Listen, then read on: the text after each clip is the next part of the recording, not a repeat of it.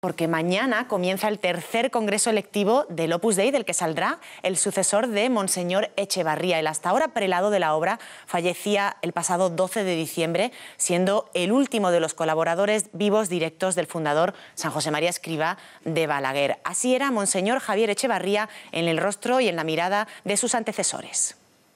Sucesor de dos santos. He vivido muy cerca de los dos. Yo os pido, por favor, que me ayudéis. Yo necesito mucho vuestra ayuda, porque soy muy poca cosa y tengo concretamente que pelear para superarme en tantos defectos que tengo, convirtiendo esa lucha en servicio a cada mujer y a cada hombre del Opus Dei. Ahí llega un momento en el cual somos menos jóvenes y se nos imponen los más jóvenes. Lo acuso públicamente. Yo, aunque me levantaría muy pronto, porque me despierto pronto, como sucede a las personas que son menos jóvenes, no me puedo mover de la cama porque me lo prohíbe este mocoso. Uno tiene que ocuparse de mi vida interior, es mi confesor, y el otro se fija en las cosas materiales. El primero se llama dignios y el otro indignios.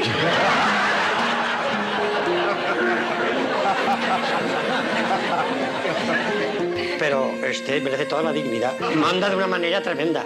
No me deja pasar una. Para ayudarnos a comprender qué es el Opus Dei, cómo viven los hombres y mujeres que lo componen y cómo se va a elegir al nuevo sucesor de San José María Escrivá de Balaguer, nos acompañan ya dos invitados. Jesús Juan Pardo, director de comunicación de Opus Dei en España. Muy buenos días, Jesús Juan. Muy buenos días. Y también Raquel Rodríguez, directora de comunicación de Arambey. Luego nos hablarás de lo que significa Arambey y de lo que es. Muy buenos días, Raquel. Buenos días.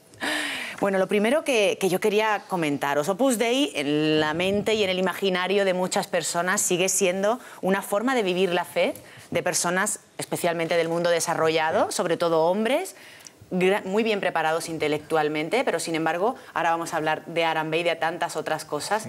Está alejado de la realidad este concepto. Explícanos, Jesús Juan, explícanos, Raquel, ¿qué es el Opus Dei? Bueno, el Opus Dei es una institución de la Iglesia que el núcleo central de su carisma es la santificación del trabajo ordinario en medio de las circunstancias, cada uno de en su trabajo profesional allí donde esté. Entonces, efectivamente, el perfil yo creo que es una de las cosas que ha cambiado durante los 22 años de don Javier al frente de la obra, también porque, lógicamente, es una institución de la Iglesia todavía muy joven y entonces, bueno, ahora el perfil mayoritario a lo mejor lo puedo contar mejor Raquel, porque es muy parecido al suyo. O sea, que el prototipo de persona del Opus Dei pues es una mujer casada que trabaja fuera de casa, que se las ve y se las desea para conciliar. Pues bueno, esto es un poco la mayoría de... Y luego también, claro, está extendido en un montón de países y cada país tiene su peculiaridad. Pues no es lo mismo Líbano que Sri Lanka, que la India, y la gente que hay allí pues es gente del país que vive y que trabaja pues con las circunstancias de cada uno de esos sitios. Luego nos acercaremos a esos datos y cifras del Opus Dei en el mundo, pero como bien decía Jesús Juan, Raquel, un 57% mujeres, es decir, somos mayoría. Dominamos ahora. No ha sido así siempre, ¿eh? Cuando don Javier Echevarría fue elegido prelado, la mayoría eran hombres, pero ya les vamos ganando.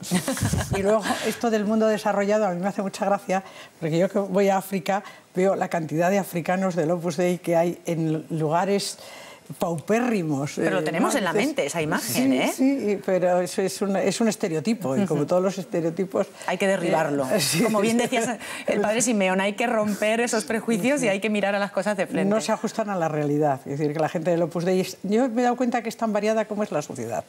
Cuando se habla en general de cómo es la sociedad de un país, dicen hay un tanto por ciento, no sé, de personas de este tipo. Pues hay un tanto por ciento de personas del Opus Dei de ese tipo. Y otro tanto por ciento de otro tipo. Pues también hay otro tanto por ciento de personas del Opus Dei de ese tipo. Un poco, no es así cuando el Opus Dei empieza un país, porque cuando empieza en un país, por ejemplo, en algún país africano, solo podían ir en Costa de Marfil concretamente, que de verdad os pido a todos que os acordéis de Costa de Marfil en vuestras oraciones, porque hoy he recibido un correo que está empezando otra vez con actos de guerra, de desestabilización De hecho, la escuela Yaraní, en la que nosotros tenemos un programa de alfabetización para mujeres adultas y otro de becas para niñas muy pobres, está cerrada, o sea, la han tenido que cerrar. Estos días no sé qué está pasando, ¿eh? Yo no he oído ninguna noticia, porque eso es lo triste, que África no es noticia, pase lo que pase, no es noticia. Y bueno, pues este es el que quería contar, que en Costa de Marfil, al principio, cuando se fue solo, las personas del Opus Dei fueron allí, solo podían ir, solo admitían a personas de la clase médica. Solo podían encontrar trabajo allí personas de la clase médica, otras no. Entonces, las personas del Opus Dei que fueron médicos, enfermeras, dentistas, gente del mundo sanitario. Pues claro, al principio los que conocieron el Opus Dei eran sus compañeros de trabajo.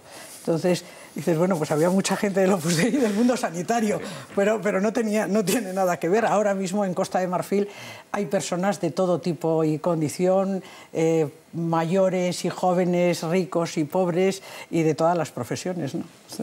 La presencia del Opus Dei en el mundo en cifras nos la va a acercar con más detalle Irene Pozo. Adelante, Irene. Pues sí, Ana, aportamos algunos datos de esa presencia de Opus Dei en el mundo. Actualmente forman parte de la prelatura 92.600 personas, de las cuales 2.083 son sacerdotes. Del total, aproximadamente el 57%, como decíais, son mujeres y el 43% hombres. Por otra parte, hay que hablar también de los cooperadores y participantes en los medios de formación cristiana, que son aproximadamente unos 600.000. Son personas que se benefician de la labor de la prelatura a través de parroquias encomendadas a sacerdotes del Opus Dei o de las iniciativas sociales y educativas que reciben atención pastoral de la prelatura. Respecto al porcentaje de estas cifras representadas en los 5 continentes del mundo, Europa encabeza la lista con un 57% de personas, seguida de América con un 34%, Asia y África con un 4% y por último Oceanía con un 1%. Estamos en el proceso de recuperar esa prelatura que con el fallecimiento de Monseñor Echevarría. Mañana precisamente comienza el proceso electivo para el nuevo prelado del Opus Dei en el mundo. Ambos conocisteis la figura de Monseñor Echevarría. Me gustaría que me contarais, a un mes casi de su fallecimiento, qué es lo que os queda de él, qué conocisteis de él, cómo os sorprendió, porque sé que era un hombre que merecía la pena conocer de cerca, Jesús Juan. Bueno, yo tuve la suerte de coincidir con él en los últimos años. Solía pasar el verano cerquita de Pamplona trabajando y bueno, yo lo conocí en un ámbito que no es muy típico, que es pues eso, en periodos un poco más de descanso. Coincidí especialmente el verano de la JMJ de aquí de Madrid, pues él estuvo en la JMJ y después pasó unos días allí descansando y bueno, fue una relación, yo la primera vez que estuve con él, pues bueno, ibas un poco pensando que vas a estar con una persona, hombre, el prelado del Opus Dei, pero era de una tremenda sencillez. Recuerdo que jugamos a tenis, que hacíamos bromas diciendo, bueno, a ver si cuando yo llegue a su edad padre voy a ser capaz de ponerme la ropa de deporte, ¿no? Ya Y luego también durante todos esos años, yo el recuerdo personal que he tenido de todas las veces que pasó por allí, por Pamplona, era la preocupación que tenía por los enfermos. No por los enfermos en general, sino por cada uno. O sea, independientemente del plan que tuviera, sabías que siempre iba a hacer iba a pasar por la clínica de la Universidad de Navarra para visitar a las personas de la obra que había allí enfermas y estar con cada uno. O sea, no... Ahí estamos viendo imágenes de la infancia y la adolescencia de Monseñor Javier Echevarría. Precisamente a esos ojos vivarachos se debe precisamente la fundación del proyecto Arambé. Raquel, cuéntanos qué hay detrás de ese nombre. Bueno, pues Arambé es un nombre que se lo inventó el antecesor de don Javier Echevarría, don Álvaro del Portillo. Porque en un viaje pastoral que hizo por África en el año 84 decía mucho esta palabra que en suajili quiere decir todos juntos, lo hagamos todos juntos, y lo repitió muchas veces. Entonces, en 2002, en la canonización de San José María, a Monseñor Álvaro del Portillo, Javier Echevarría se le ocurrió, no se le ocurrió, decidió que la mejor manera de honrar al nuevo santo era ayudar a los africanos. Existe una costumbre secular en la Iglesia, y que es que los peregrinos que van a una canonización entregan un donativo para hacer una nueva iglesia al nuevo santo, que como es nuevo no tiene iglesia, claro, pero en este caso don Javier Echevarría decidió que todos los donativos de la canonización se dedicaran a ayudar a los africanos. un poco siguiendo las palabras del Papa, el Papa Juan Pablo II es el que puso a África en el mapa. Es el personaje que más veces que ha visitado África. De hecho, los grandes mandatarios del mundo no van a África. No iban entonces y siguen sin ir ahora. Era Juan Pablo II y habló muchísimo de la necesidad que tenían los africanos y de los valores que tenían los africanos y la necesidad de ser ayudados. Y entonces, Monseñor Javier Echevarría, secundando este querer del Papa, decidió que esos donativos se dedicasen a esto. Y bueno, y así nació Arambe. Y desde entonces, desde el 2002, pues está intentando hacer esto lo que fue su objetivo inicial, que es ayudar a los africanos. Vamos a seguir conociendo un poco más la figura que ha marcado y el legado de la figura que ha marcado la historia del Opus Dei en los últimos 20 años. Volver a recordar a la gente, con la fuerza del amor de Dios, que no hay circunstancia honrada de la vida de las mujeres y de los hombres que no pueda ser santificable. Es muy necesario que los que nos sabemos hijos de Dios vivamos la fraternidad, vivamos la preocupación por ayudar a los demás. Solamente así estaremos en condiciones de amar a Dios.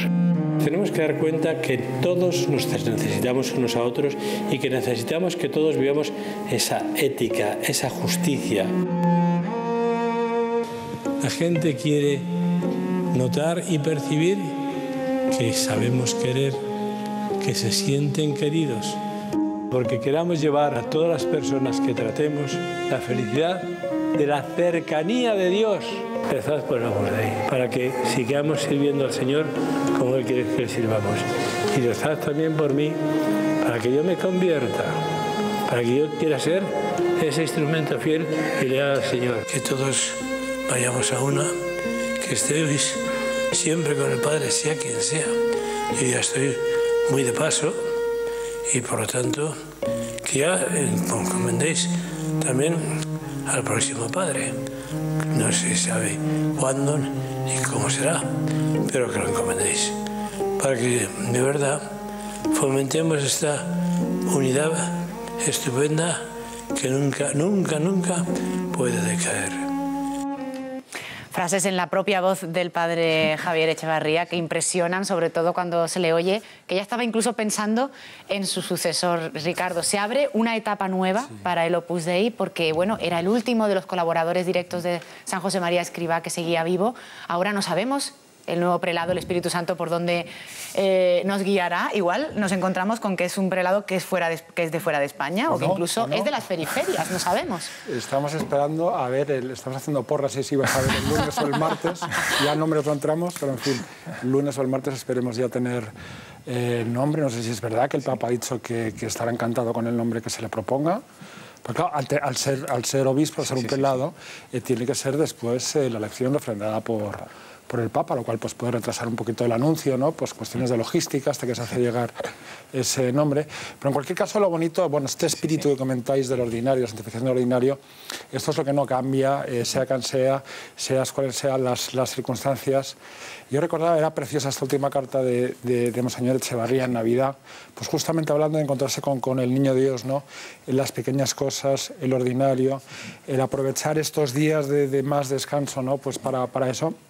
Pero también hablaba, ¿no?, de ese esfuerzo que hay que hacer para no dejarse distraer en la vida de piedad, ¿no? Las dos cosas, el buscar el ordinario y el haciendo lo que uno tiene que hacer en cada momento, pero también con una cierta autoexigencia, no sé si se puede calificar así, esa estética, ¿no?, de la obra. Porque ¿cuáles son los instrumentos que el Opus Dei facilita para ese seguimiento de Jesús, que en la vida ordinaria muchas veces es verdad que resulta complicado?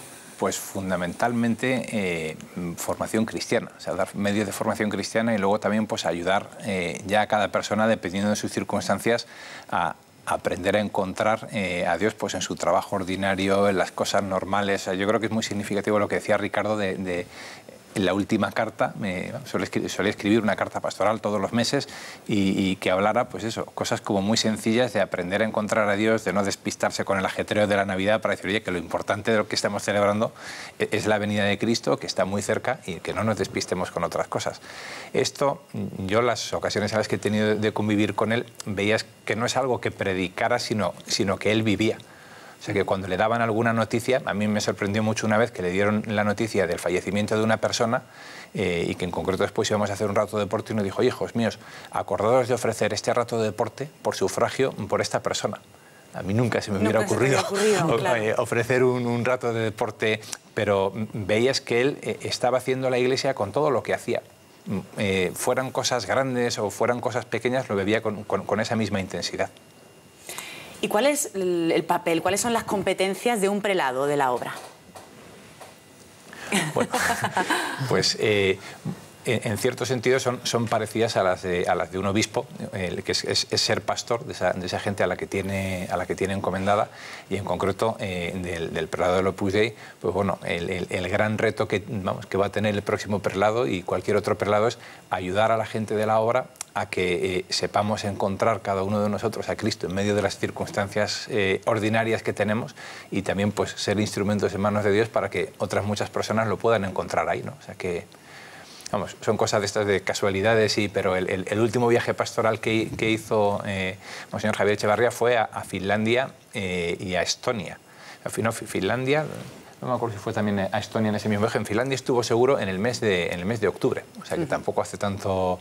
Y después comentaba que las periferias no son solo en países en vías de desarrollo. A él le sorprendió mucho pues la soledad de mucha gente en estos países más desarrollados, y cómo había también que ayudar a la gente en estos sitios a encontrar a Dios, ¿no?